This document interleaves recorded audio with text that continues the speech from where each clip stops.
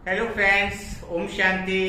सबको good morning. जो भी स्टूडेंट हैं जो पढ़ाई की एग्जाम की जो तैयारियां कर रहे हैं उनके लिए आज विशेष ब्रह्मा कुमारी की तरफ से जो सेशंस है उसके जो विशेष अनुभव है कि तैयारी कैसे की जाए, एग्जाम में निकला कैसे जाए, 100% आप अपने लाइफ में सक्सेस कैसे हो, उसी के बारे में हम बात करेंगे। तो आप लोग अभी शायद किसी न किसी एग्जाम की तो तैयारी कर ही रहे होंगे। तो कैसे ऐसी तैयारी की जाए जिसके अंदर अपनी सफलता निश्चित हो जाए, तो उसके लिए आपको ज्यादा नहीं 4 से 5 बातों का ख्याल रखना होगा, 4 से 5 बातों का ध्यान रखना होगा। अगर आप इन बातों का ध्यान रखोगे ना तो 100% है आपको सफल होने से कोई रोक नहीं सकता है।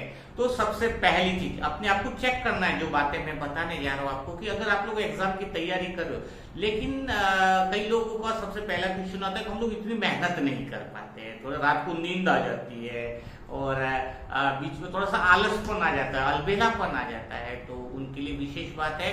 तो अगर मैं आपको ऐसा कोई चीज बताऊं कि आपको नींद नहीं है, आपको मेहनत अच्छी होती है, जितने भी आप अल्टरनेट आप कहीं भी व्यूज चैनल पे या किसी के वीडियोस को भी देख करके सोचोगे कि इससे मेरा आलसपन खत्म होगा, तो इससे कहीं भी खत्म नहीं होने वाला है।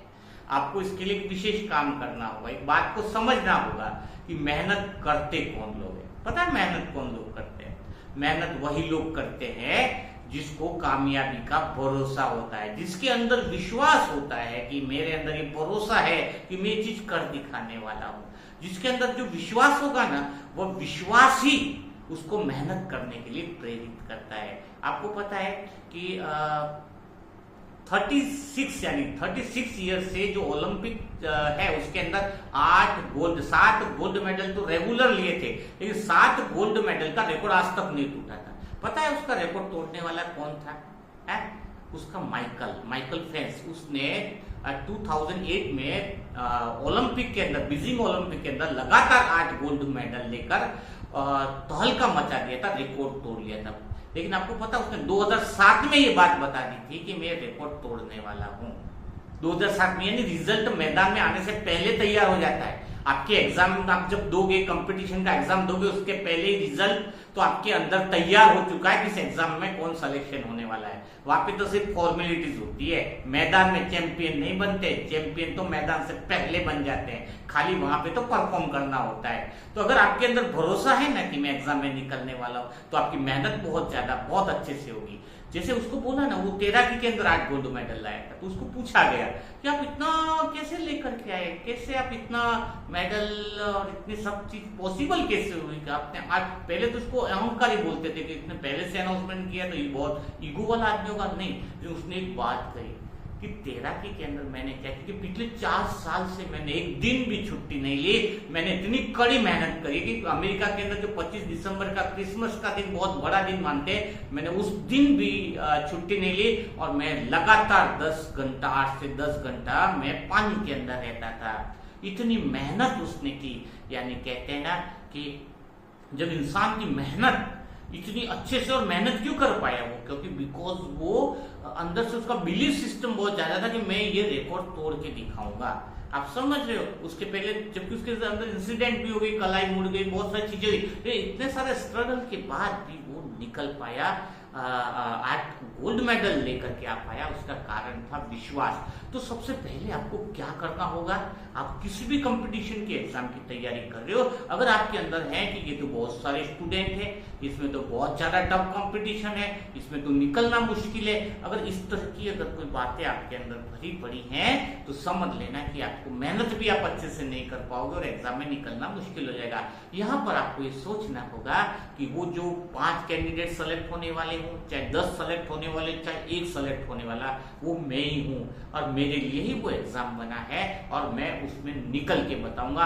और अगर मैं नहीं निकलूंगा तो और कौन निकलेगा? यह कॉन्फिडेंस आपके अंदर होना चाहिए और आपको अंदर से ऐसा विजुअलाइजेशन होना चाहिए कि रियली मैं इस एग्जाम में निकल जाऊंगा। तो पहला काम क्या करना है, जो मैंने आपको बताया कि आपको अंदर से फेथ पैदा करना है अगर आपको कंपटीशन एग्जाम में निकलना है। तो दूसरी ऐसी कौन सी चीज है जिसके लिए आपको अटेंशन देना, जिससे आपका एग्जाम बहुत अच्छे से निकले? तो दूसरी चीज है कि आप हमेशा कामयाब लोगों को देखते हो कि यार वो तो उसका आईएएस में सिलेक्शन हो गया, मैं उससे बड़ी पोजीशन लाऊंगा। हमेशा ये आता है ना, गांव के अंदर देखते हो कि गांव में उस लड़के ने वहां तक अचीवमेंट किया तो मैं उस लड़के से बड़ा अचीवमेंट लाऊंगा। तो हमेशा हम कंपटीशन करते हैं कि मैं उससे ज्यादा सक्सेस होऊंगा, तो आप गलत कर रहे हो। आप उसके पद का कंपटीशन कर रहे हो, ये सबसे बड़ी आपकी लाइफ में बहुत बड़ी गलती है। अगर आपको किसी को, तो एक लाइन बहुत अच्छे से आप याद कर लोगे आप, कि अगर किसी को हराना है तो उसकी उपलब्धियों में मत हराओ, उसको मेहनत में हराओ कि उसने मेहनत कितनी की थी। अगर उसने 10 घंटा मेहनत करी है तो मैं 11 घंटे मेहनत करके दिखाऊंगा। उसने जितनी, अगर उसने 8 घंटा मेहनत करी थी तो मैं 9 घंटा मेहनत करके दिखाऊंगा। इसलिए ये बात दिमाग में रखो कि किसने क्या पद पाया था वो मत देखो, ये इसके पीछे देखो कि उसने उसके पीछे मेहनत कितनी करी थी। तो किसी को उपलब्धि में मत हराओ, अगर उसको हराना है तो उसको मेहनत में हराओ। तो ये दूसरी बात आपके दिमाग में होनी चाहिए कि मैं सामने वाले को या कोई भी जो मेरे से सक्सेस हुआ है उसको मैं मेहनत में हरा के दिखाऊंगा, मैं उससे ज्यादा मेहनत करके दिखाऊंगा। फिर देखो कमाल कि आपकी लाइफ में कितना बहुत बढ़िया फार्मूला, बहुत बढ़िया चेंज आने वाला है, बहुत जबरदस्त चेंज आएगा आपके अंदर। तीसरी चीज जो सबसे ज्यादा इंपॉर्टेंट है, जो आपकी लाइफ में आपको सक्सेस कर देगी, बहुत जबरदस्त सक्सेस कर देगी, और ये तीसरी चीज जो है वो पिछली 2 चीजों से भी ज्यादा इंपॉर्टेंट है। तो तीसरी चीज कौन सी? आपको 3-2-1 का फार्मूला ध्यान रखना है। कितना? 3-2-1। हाँ, वो क्या है वो समझिए। एक तो आप कंपटीशन की तैयारी हमेशा ज्यादा से ज्यादा अर्ली इन द मॉर्निंग करोगे, पढ़ाई आपको अर्ली इन द मॉर्निंग ही करनी है। तो आपको 3-2-1 का जो फार्मूला वो क्या होगा वो समझ लीजिए इसको, कि शाम को सोने से 3 घंटा पहले आपका भोजन हो जाना चाहिए। कितना? 3 घंटा पहले आपका भोजन हो जाना चाहिए। इस बात को दिमाग में बैठा लो अगर आप कामयाब होना चाहते हो, क्योंकि आप जैसे खाना खा के सोओगे तो आपके शरीर की सारी जो एनर्जी है वो खाना पचाने में तो काम में यूज भी नहीं, हम तो रात को तो अपन कुछ करते नहीं, तो बाकी की एनर्जी वो उस खाना पचाने में लग जाती है। तो फिर आप जो मेमोरी अपनी इंक्रीज करना चाहते हो, जो पढ़ाई में लगाना चाहते हो, वो तो सही जगह यूज हो ही नहीं, वो तो बस वो आपके ढोकले को पचाने में चलेगी। समझ रहे हो? तो सबसे पहला प्रिंसिपल, आप अपने जीवन को अगर नियमों में बांधोगे तो कामयाबी भी आपके चरण छुएगी, कामयाबी सफलता भी आपके चरण छुएगी। तो सबसे पहला 3-2-1 का फार्मूला कौन सा है? कि रात को सोने से 3 घंटा पहले आपका भोजन हो जाना चाहिए। ओके। दूसरी चीज, सोने से 2 घंटा पहले है, 3 का समझते, तो सोने से 2 घंटा पहले नहीं, कई लोग कहते हैं ना सोते समय मेडिटेशन करो। अरे सोते समय मेडिटेशन से कुछ होगा क्या? 5 मिनट तुम अच्छे विचार लेट के रात भर अच्छे विचार चलेंगे। आजकल बहुत बड़ा ट्रेंड हो गया, बहुत लोगों को गलत फहमी में करते कि सोने से पहले 10 मिनट अच्छे विचार कर लो तो तुम्हारे सारे विचार अच्छे हो जाएंगे। अरे सारे विचार कहाँ से अच्छे हो जाएंगे? सोने से 10 मिनट तक विचार, ये बात तो दिल में भी नहीं बसती है। अगर आपको रियली अच्छे थॉट, अच्छे माइंड को बनाना है, अच्छे दिमाग को अगर आपको डेवलप कराना है तो सोने से 2 घंटा पहले आपको चाहे वो आंखें खुली करके चाहे आंखें बंद करके एक जगह 5-10 मिनट 15 मिनट रेगुलर अभ्यास करना है कि आपको अपने आप को पॉजिटिव विचार दो, आप अपने आप को पॉजिटिव थिंकिंग दो, आप अपने मेडिटेशन में जिस परमात्मा को मानते हो, जिस देवी देवता को मानते हो, उससे एक पॉजिटिव एनर्जी आप लो। और मेडिटेशन जरूरी क्या है तो उसको एक लाइन में समझ लो। जैसे कोई इंसान पूरा दिन काम करता है तो उसको थोड़ा आराम करने की तो जरूरत होती है, नहीं होती? होती है ना। वैसे ही मन पूरा दिन जो दौड़ता है, भागता है, तो उसको थोड़ा बहुत स्थिरता चाहिए, थोड़ा बहुत उसको रुकने की जरूरत होती है ताकि वो और पावरफुल हो जाए।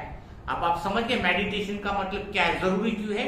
मन को थोड़ा सा आराम देने के लिए। अगर आप मन को आराम दोगे सोने से 2 घंटा पहले तो समझ लीजिए कि रात भर में जो चमत्कारिक अनुभव होने वाला है आपकी लाइफ में वो एक जबरदस्त होगा। और सबसे बड़ा चीज जो होने वाली है वो आपको बताओ क्या, बहुत बड़ा परिवर्तन होने वाला है, बहुत जबरदस्त जो परिवर्तन होने वाला है वो क्या होने वाला है कि आप साइलेंस के अंदर जो भी दिन भर में कोई क्वेश्चन पुट अप हुआ है आपकी लाइफ के अंदर जिसका आप सॉल्यूशन नहीं ढूंढ पा रहे हो, आप अर्ली इन द मॉर्निंग जब उठोगे तो वो सॉल्यूशन आपके दिमाग के अंदर फर्स्ट थॉट के रूप में आ जाएगा।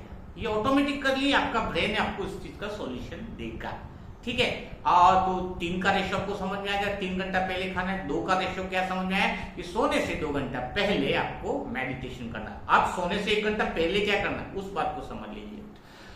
अब यह बहुत इंपॉर्टेंट चीज है, सोने से 1 घंटा पहले आपको mobile, social media, paper, newspaper सबसे 1 घंटा पहले, सोने से 1 घंटा पहले उनको दूर कोने में रख दो, फेंक दो। हटा दो अगर कामयाब होना है। अगर सोने से 1 घंटा पहले आप व्हाट्सअप चेक कर रहे हो, यूट्यूब के कुछ ऐसे कॉमेडी सीरियल्स देख रहे हो या बहुत अच्छी चीजें आप देख रहे हो, तो आप लाइफ में ये समझ लो सक्सेस नहीं, आप टाइम पास कर रहे हो अपने जीवन में।